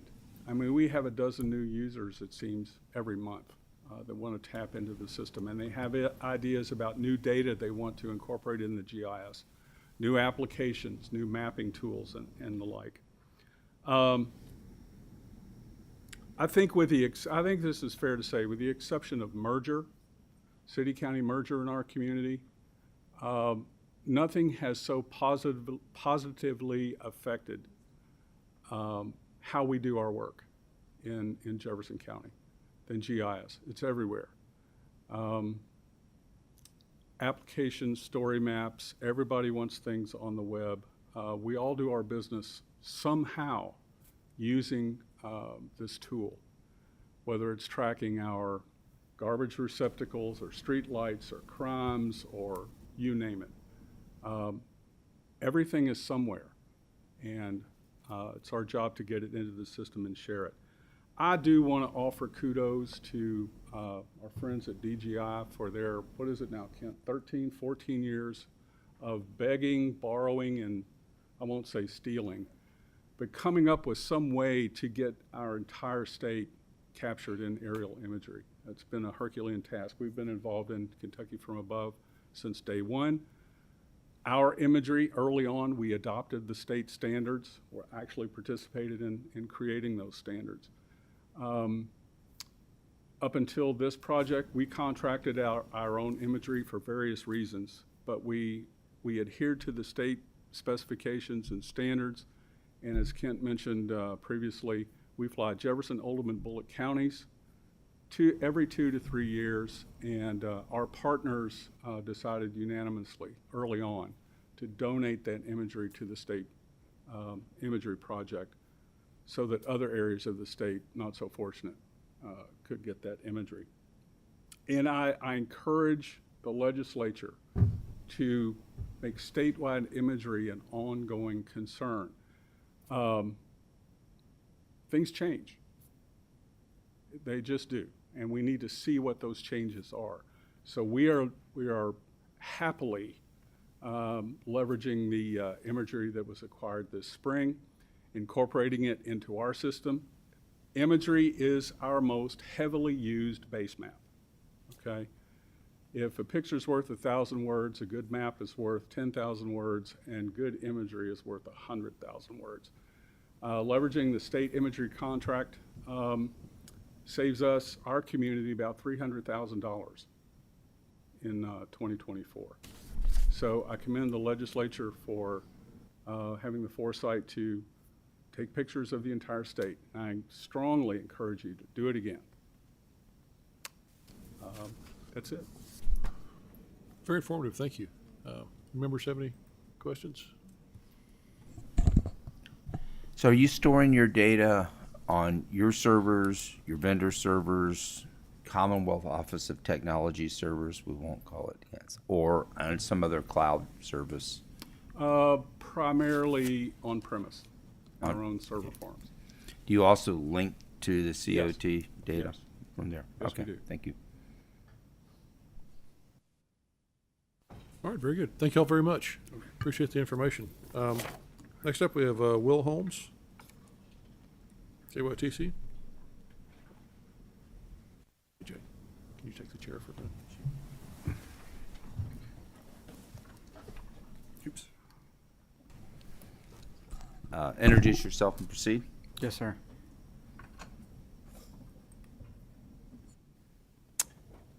Well, this is kind of interesting. I'm not seeing, oh, there it is. It's been renamed.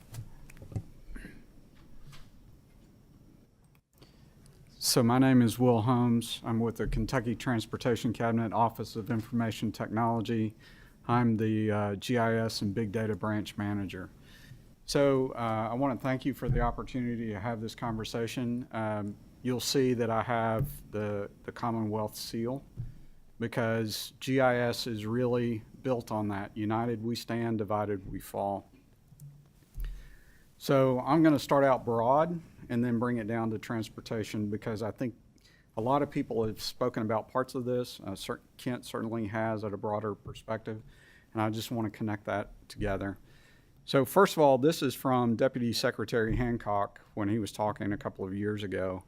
Leaders are constantly driven to make decisions with the information available to them at the moment that they have to make the decision. And so GIS provides that opportunity to synthesize a lot of data down to distill it to where you're giving them the right relevant information to make the decisions they have to make. So why is Kentucky a leader in GIS? First of all, we committed to that United We Stand approach.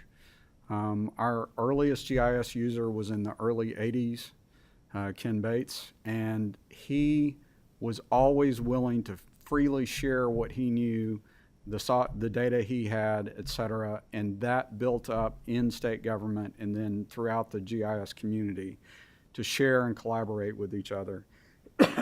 Excuse me. So again, we're committed to working together to deliver the valuable information to make decisions for the people of the Commonwealth. We have that deep history of time, just like Curt was talking about. We are collaborative. I work with Curt.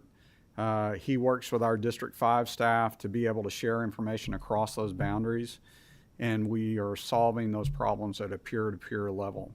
There is this large network within Kentucky, including federal, state, local government, but also universities, private sector, et cetera, again, working together to solve problems. So what's made Kentucky, the cabinet successful? Number one, our leadership was focused on results-driven solutions. It's about solving real problems with the technology. We embraced a culture of innovation and adaptation where we're going to find a way or make one. So it's the determination to make things better using this technology. We also hired and grew the right staff. So it's not just about buying a product or outsourcing it to someone else. You've got to have the right drivers in place. And then finally, of course, we're committed to that collaboration and partnership across the board. So as Kent said, and Curt said, GIS is the backbone of information systems. Location and time drive throughout all of our systems. Whether or not that you ever see a map, you're using location all the time. To demonstrate that that success is occurring, we're one of the top 5 DOTs as far as GIS is concerned.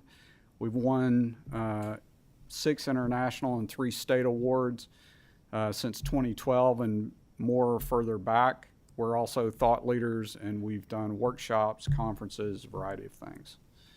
So you asked specifically, do we have a GIS database? Yes, sir, we do, and ma'am. We have freely shared that for 27 years to anybody that needed that, public, private, universities, anyone.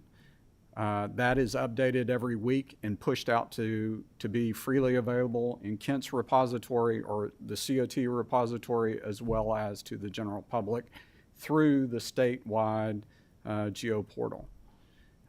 We originally built our all public road network. We completed that in 2004.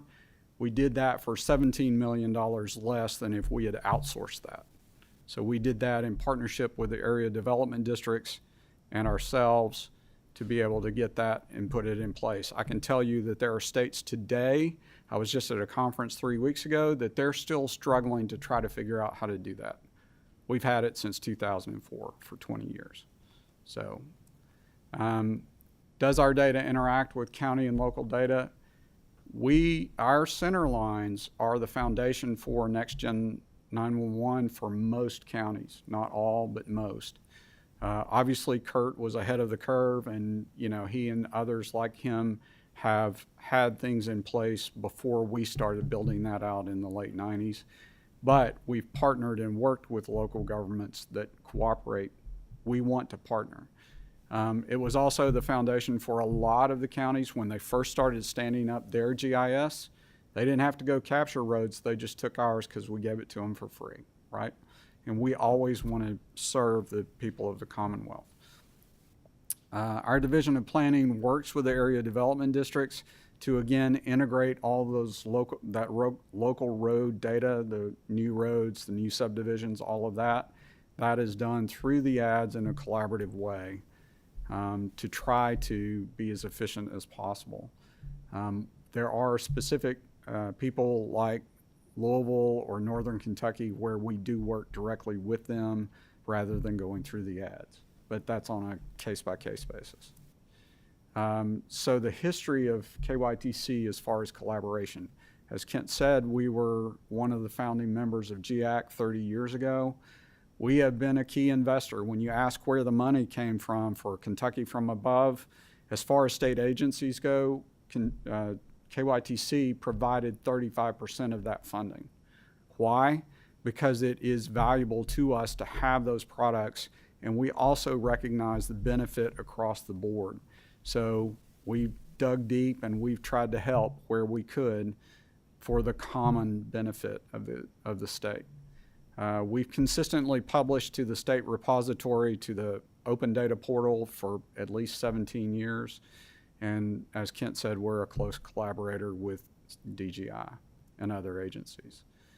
So to take a moment to talk about GIAC, the Geographic Information Advisory Council, and its value. Back in the day, to map the state of Kentucky accurately was hard because it was divided by these things called projections. And so every state agency, every engineer, every surveyor spent money, and your customers paid money to deal with this conflict over projections. The GIAC recognized the problem, provided a technical subcommittee to address it. We developed the new standard. We had it blessed by the national agency responsible for mapping. And then when GIAC approved it, GIAC helped turn that into law so that every surveyor, every engineer could then leverage that and save time and money. And KYTC and many, many other organizations have saved hundreds of thousands of dollars by the technical work that the GIAC subcommittee and GIAC did to provide the Kentucky single zone. So how does KYTC use GIS? We use it every day in a variety of ways. We use it through our project development process, which of course, we submitted our plan to y'all. It went through the process and it's now been signed, so we now have that in place. We published that out to the general public. We've been doing that for 21 years. That was our first interactive map, was publishing the plan so that people can know about their projects in their community or in their town. We want everybody to have free access to this information. We provide self-service sites, 30 plus of these, available for people 24/7, 365. They're focused, but then each one of them is packed with really powerful detailed tools so that they get to use it how they want to. I remember when I first stood these up, I would get calls if there was ever a hiccup because they were being used for site locations for Kentucky State Police. They were using it for a totally different intention than what I built it for, for our customers. But that's the value of providing that out for anybody to use. We support people during emergencies for damage assessment and reporting, but also during repair and recovery. As Kent talked about the major events we've had, Kentucky, the cabinet has been a partner in that with DGI and the Emergency Operations Center to make sure that we're feeding current relevant information to decision makers. We also use it for public communication in crises, and also now ongoing, we're starting to partner to communicate things that are more focused to help the districts communicate clearer. We use it for environmental management like pollinator plots that support the bees and things that help our agriculture. We also can take history like this 1884 map and bring it into a modern project so we can make business decisions to save time and money and only focus resources where we really need to. We also use it for, bridge maintenance and reporting, snow and ice priorities. We also have a real-time decision support system. So we have a live statewide understanding of our road network.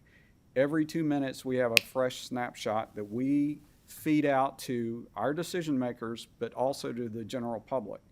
To give you an idea of scale, when I talk about big data, we're processing 166 million records a day, okay? And then that data gets synthesized into something that's more digestible because no human being could understand that.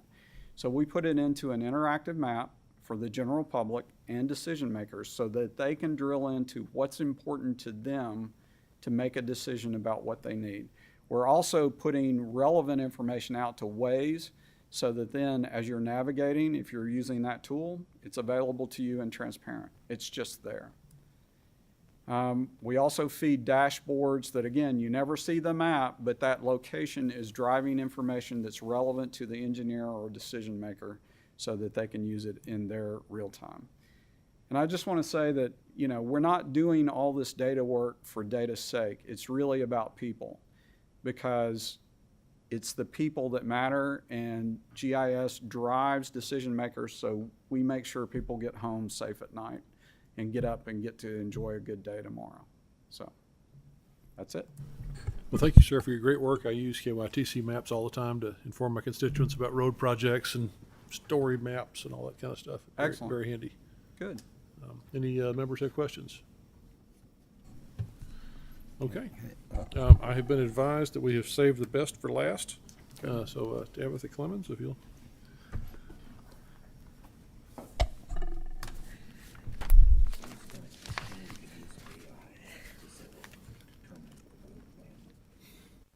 All right. Please introduce yourself for the record. You may proceed. My name's Tabatha Clemons. I'm the county clerk in Grant County and current president of the Kentucky County Clerks Association. Appreciate the invitation to be here today. To speak with you in regards to how elections could benefit from using GIS mapping and how that would be more convenient for our voters and more accurate when we issue ballots at our voting locations. So a few things as some history for you. We certainly have seen through the last reapportionment that we just experienced that depending on which area development district you're using, there's a vast array of items that are available to you within the mapping systems that they have. So some of us use our area development districts, some of us use the programs that are available in our county, and some have contracted with different vendors to provide this service. So there certainly is not a uniform approach to reapportionment like maybe there is when there's reapportionment within the House and Senate lines. So we certainly like to see something that's more uniform where counties have access to be able to use those maps in a more streamlined manner, and for training purposes, because as we will see reapportionment a few years down the line, there'll be a whole new set of clerks come into office, and as we navigate that, it would be nice if we could have statewide training on how to reapportion your county, what goals you have to meet, and how to make sure that those precincts and magisterial districts are balanced. So that's really important to us to ensure that we're following the law there. And it would be nice to be able to have more statewide training instead of each individual county working with an individual either in their county or, certainly within the area development districts. So we'd like to see better coordination amongst state and local agencies. Many of the things that have been discussed today, I didn't know were available either, Senator Wise, just like you. It was impressive to see how much we actually have available. And now it's, going to be a goal to find out how we can tap into those resources and to better utilize them for local government and for county clerks specifically. Additionally, there are local governments who use different maps. So in preparing for this conversation today, we had a call amongst several county clerks on how different just our own counties are. We have a county that has 3 different GIS programs within the county. 2 are owned by cities, 1's owned by the county. They all 3 operate independently. So when you go to map a county for city council races, mayoral races, then our city or our county elections, how does that play out to a ballot? And that's where it becomes convoluted. And we'd like to see some streamlined services there. In some research that the Fayette County Clerk Susan Lamb did as part of a committee that she serves on for our association at a federal level, she reached out to several other states who use GIS mapping to find out how those states are using that mapping and if there's a single entity that is a GIS provider. There were some states that got back with Ms. Lamb. In Oklahoma, the entity that does that mapping is actually the University of Oklahoma. They are the people who are trained in the maps. That's who's handling their map in a centralized location for them. In Arkansas, not that I'm endorsing anything about Arkansas right now, but it's housed at a state agency which has its own website, which is gis.arkansas.gov. There are some basketball fans in the room, I could tell that. We also have heard good things about South Carolina's system, and then in our neighbors to the north, Indiana, and then neighbors to the south in Louisiana, GIS is integrated into their state's voter registration system, which would be wonderful.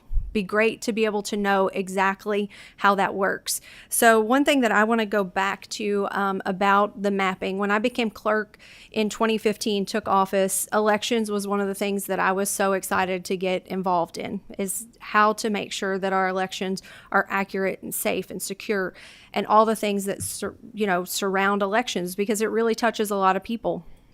And one of the things that we had known in our county was that our city lines do not match our school district lines. So I have an independent school district, I have a county school district, I have 4 cities. And the lines for our independent school district and the city where that independent school district is do not align. So I have neighbors that are on acre to acre and a half lots, 4 people right next door to each other. All 4 of them get a different ballot. Because back when the sewer lines went in or the water lines went in, the city went to people and said, do you want to tap into water? Nope, I don't want to. Okay, you're not in the city. Okay, you want to? Okay, you're in the city. Well, which school do you want your kids to go to? It was like an option because they didn't want to upset people. So knowing that coming into office, I had to identify how we were going to make sure that the correct person got the correct ballot. And we did that through working with our PVA and finding the tax code information that they had and mapping that to the ballot by tax codes and by using street directories. It would have been a lot simpler to do that with GIS mapping. But we don't have the resources. So that's one part of the puzzle, is ensuring that we have the resources to be able to identify how this mapping system could benefit each county and the County Board of Elections in ensuring that we are distributing the correct ballot to the voter. So that's one piece of the puzzle. There's also liens that are involved in the county clerk's office that coincide with the Kentucky Transportation Cabinet system and CAVIS, and ensuring that we file a lien for a vehicle or a piece of property in the correct county is imperative. If we don't, there's certainly bankruptcy trustees that would come in and love to strip that lien and make the dealership buy the car that the bankruptcy folks are trying to get. And it's something that we have to have accurate data to ensure that we are filing liens correctly and in the right county, because the law provides for us to do that. So any resources with GIS mapping that the county clerks can benefit from, we certainly want to be a partner in that and find ways to to receive those services for our constituents, because it is important that we get them the correct ballot, that they're in the correct precinct, that that they're eligible to vote when they show up on election day. And that's part of this puzzle. The other thing that I do want to mention is that the State Board of Elections has hired a GIS person on staff now. That's something that's happened recently. We're anxious to hear more about how the State Board intends to utilize that person's position and how it will coincide with some of the services that we saw offered today. But that is something that has happened recently. And then we want to see, more precise precinct descriptions from GIS. We have to have legal descriptions of these things, and sometimes it's like many deeds that we see in our offices where it's the oak tree that's on the left corner of, this piece of property, whose property is owned by Mr. Johnson, who Mr. Johnson's been passed away for 15 years, and you have to build those lines, right? Wouldn't it be great just to look at a map and know that that's where the line exists? So that's something that we're anxiously awaiting and would love to see progress made on that. We also would like to see if this is integrated into the voter registration system at the state. Many of us had the heartache of having to split voters in precincts and they weren't moved in whole. So the rule is if a whole precinct of voters is moved to a new precinct, then the state will move them for you. The State Board of Elections will move those voters. When you get down to all 8 voters on one street need to be moved, or half the voters on the street need to be moved, we have to do that individually for every voter. Even small counties, we're individually going in and moving thousands of voters. This took a lot of time, a lot of energy, a lot of resources that frankly, the county clerks didn't have at their disposal when they had to do this, because we've had the implementation of CAVIS on our plates. And trying to juggle all of these responsibilities has been very difficult for county clerks. So we would love to see, as we approach the next reapportionment, that that's taken into consideration, that we would have a better way to move voters more efficiently than to individually click on each voter and to move them. So I'm happy to take any questions that you might have. I was going to say, fair warning, I think we need to bring this topic up at the elections committee this summer. Okay. Sounds like something we need to get into in some more detail. Sure. So do you get everything that you need from the state GIS right now? I'm not aware that from my perspective in my county that we get anything really from them. Now, on a broader scale, they may be doing that with the State Board of Elections, where I'm not seeing that. But individually, I worked with the Area Development District to reapportion my voters. Okay. And the Area Development District may certainly get that from them. I'm just not aware of that. Okay, so certainly an opportunity for more collaboration, or at least more knowledge of where this stuff's coming from. Would be nice if you could use COT's hosted data Sure. live like the 911 boards do. Mm-hmm. Do the members have questions? Okay, well, we're right at our quitting time, so I thank you for being prompt. My Appreciate it pleasure. very much. Thanks. Okay, our next meeting is TBA. I guess we could have one in May, but we need to probably have a discussion about that, so we will update. You already going to do one in May? Okay. Do you have a date? All right. Well, yeah, we will have a meeting in May when the interim schedule comes out, but just watch your email for that, and no further business before the committee. We'll be adjourned. Thank you very much.